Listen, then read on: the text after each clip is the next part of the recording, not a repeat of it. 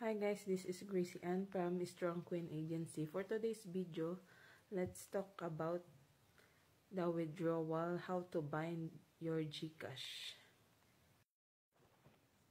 So yan guys, para maka-bind kayo ng inyong GCash, PayMaya, or USDD, you need to bind your account.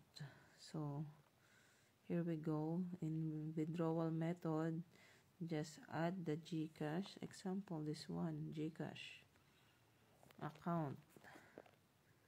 You put your account first. Then your first name.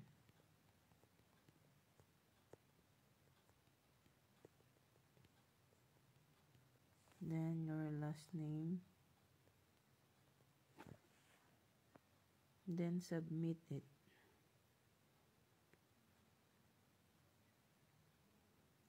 You need to double check your account and your name and the last name.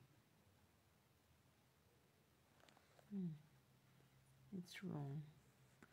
I need to remove this one.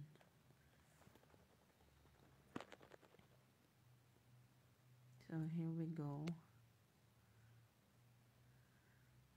After you check it already, you need to confirm. There you go. It's already bind in your Nikki account.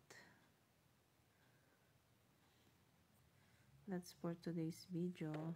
Thank you for watching.